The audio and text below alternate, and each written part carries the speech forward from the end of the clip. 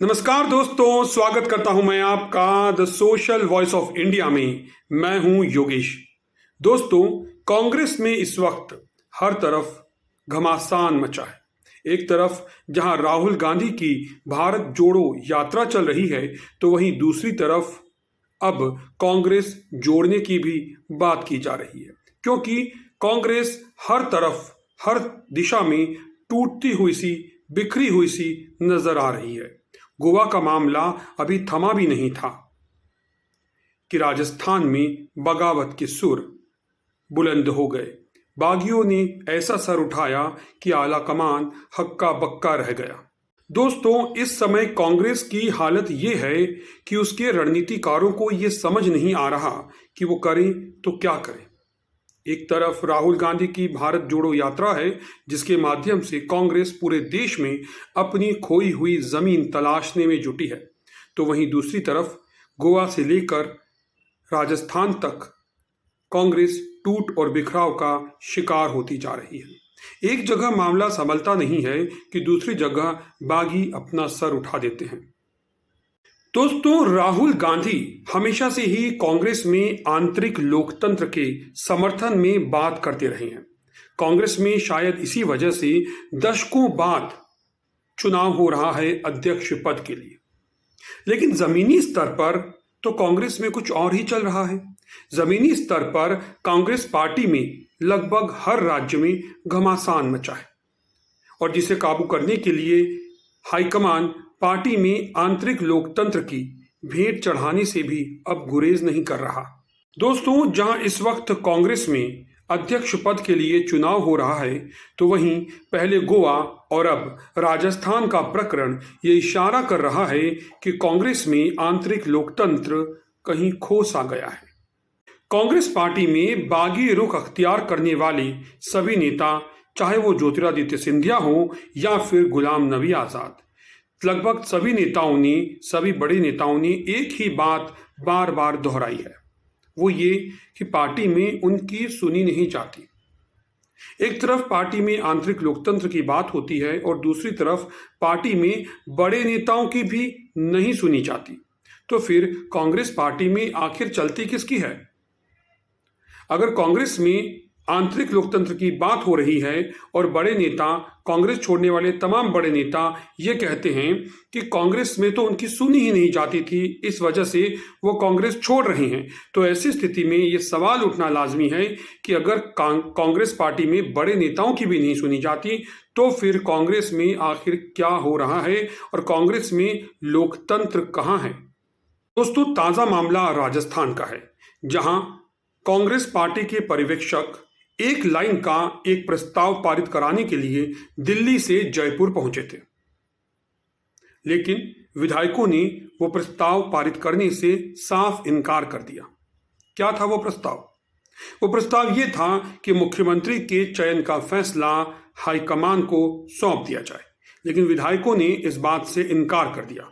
उसके बाद कांग्रेस पार्टी की जो फजीहत हुई वो पूरे देश ने देखी और कांग्रेस के रणनीतिकारों को जवाब देते नहीं बना। दोस्तों, वैसे तो संविधान के मुताबिक बहुमत दल का नेता ही मुख्यमंत्री होता है और नेता चुनने का पूरा अधिकार संविधान ने विधायकों को दिया है, यानी विधायक ही अपना नेता और प्रदेश का मुख्यमंत्री चुनते हैं। इसका अधिकार संविधान ने उन्हें दिया है। निश्चित तौर पर पार्टी की भी इसमें भूमिका होती है और पार्टी अपनी पसंद का नाम प्रस्तावित कर सकती है, लेकिन अंतिम फैसला तो विधायकों को ही करना होता है, क्योंकि जनता ने विधायकों को ही चुनकर विधानसभा में भेजा है। इसलिए विधायक ही ये तय करते हैं कि उनका नेता कौन होगा सदन में और मुख्यमंत्री की कुर्सी पर कौन आसीन होगा। अब इस स्थिति में यदि विधायकों की राय और पार्टी की राय दोनों समान है, तब तो कोई समस्या पैदा नहीं होती। लेकिन समस्या वहां पैदा होती है जब विधायकों की राय पार्टी की राय से जुदा होती है, यानी पार्टी अपना उम्मीदवार मुख्यमंत्री के रूप में विधायकों पर थोपना चाहती है, और ऐसी स्थिति में जब विधायक इससे सहमत नहीं होते तो क्या होता है? बिल्कुल वही होता है जो राजस्थान में हुआ।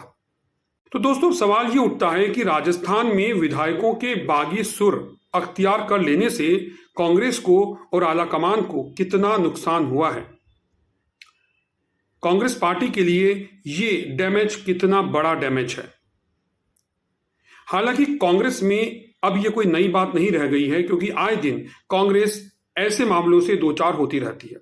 हमने मध्य प्रदेश में भी ऐसा मामला देखा जहां कांग्रेस में दो फाड़ हुई और कमलनाथ की पटरी पर चलती हुई सरकार पटरी से उतर गई, उन्हें मुख्यमंत्री की कुर्सी से उतरना पड़ा और भाजपा ने सत्ता पर मध्य प्रदेश में कब्जा जमा लिया। गोवा में भी कुछ वैसा ही हुआ, जहां पर घमासान हुआ और पार्टी दो फाड़ हो गई और पार्टी के जो विधायक थे वो सम्मिलित हो गए बीजेपी में। पंजाब में भी हमने देखा जो घमासान पंजाब में हुआ, उस घमासान की ये बड़ी कीमत कांग्रेस को चुकानी पड़ी कि पंजाब से कांग्रेस का सफाया हो गया और एक बेहद नई पॉलिटिकल पार्टी और एक बेहद नए नेता ने देश की सबसे बड़ी राजनीतिक दल को पंजाब से उखाड़ फेंका। और अब राहुल गांधी की भारत जोड़ो यात्रा के बीच कांग्रेस को एक नया झटका लगा है। इससे कांग्रेस की छवि को तो गहरा झटका लगा ही है, साथ ही राहुल गांधी की भारत जोड़ो यात्रा और कांग्रेस में इस वक्त हो रहे अध्यक्ष के चुनावों की निष्पक्षता पर भी सवाल उठने लगे हैं कि क्या वाकई में कांग्रेस में अध्यक्ष के चुनाव निष्पक्ष हो पाएंगे? क्या कांग्रेस में आंतरिक लोकतंत्र विकसित हो पाएगा, जिसका दावा राहुल गांधी वर्षों से करते आ रहे हैं। दोस्तों, कभी पंजाब का मुख्यमंत्री बदल देना तो कभी बिना किसी उचित कारण के राजस्थान में भी वही बात दोहराना और मुख्यमंत्री को बदलने की कोशिश करना, आखिर ये क्या संकेत देता है? क्या इससे मुख्यमंत्री पद की गरिमा कम नहीं होती? क्या मुख्यमंत्री महज एक पार्टी का कार्यकर्ता होता है जिसे जब चाहा बदल दिया, या फिर मुख्यमंत्री एक प्रदेश का मुखिया होता है, वहां की जनता का संवैधानिक प्रतिनिधि होता है? यदि मुख्यमंत्री राज्य की जनता का नेता है, जिसे 5 साल के लिए जनता ने चुना है और जिसे सदन में विधायकों का बहुमत हासिल है, तो फिर कोई भी राजनीतिक दल, यहां हम कांग्रेस की बात नहीं कर रहे हैं, संविधान के मुताबिक कोई भी राजनीतिक दल उसे बदलने या अपने दल से संबंधित कोई पद या अन्य कोई जिम्मेदारी देने के बारे में कैसे सोच सकता है? और दोस्तों, यदि कोई राजनीतिक दल या उसका आला कमान इस बारे में कोई विचार करता भी है और सोचता भी है, तो क्या ऐसा करने से पहले उसे राज्य के विधायकों से सलाह लेना भी जरूरी नहीं होता? अगर लोकतंत्र की बात की जाती है, आंतरिक लोकतंत्र की बात की जाती है, तो विधायकों से पहले मशवरा करना चाहिए या नहीं? सवाल यह भी है कि संविधान की बात करने वाली कांग्रेस के रणनीतिकारों को आखिर हो क्या गया है? पहले पंजाब में कैप्टन अमरिंदर सिंह की अच्छी तरह चलने वाली सरकार को पटरी से उतार दिया और चन्नी साहब को सीएम बना दिया। आज चन्नी साहब कहाँ हैं? कोई नहीं जानता। वो क्या कर रहे हैं? कोई नहीं जानता। जबकि रातों रात चन्नी साहब पंजाब के मुख्यमंत्री बन गए थे और कैप्टन अमरिंदर को हाशिए पर ला दिया गया था। आखिर कैप्टन अमरिंदर की पंजाब में गलती क्या थी? क्या ये गलती थी कि उन्होंने पंजाब में कांग्रेस को जीत दिलाई और पंजाब में उन्होंने सरकार बनाई और अच्छी तरह सरकार को वो चला रहे थे? दोस्तों, कांग्रेस के रणनीतिकारों ने जो पंजाब में किया, कुछ वैसा ही उन्होंने राजस्थान में भी दोहरा दिया। राजस्थान में अच्छी भली चलती हुई सरकार में बगावत के बिगुल फूंक दिए, बगावत के सुर उठने लगे और उन्होंने बगावत को हवा दे दी। दोस्तों, कांग्रेस में आखिर वो लोग कौन हैं जो कांग्रेस में अपना ही घर जलाकर हाथ सेक रहे हैं? पंजाब कांग्रेस के हाथ से जा चुका है और राजस्थान जाने की तैयारी में है।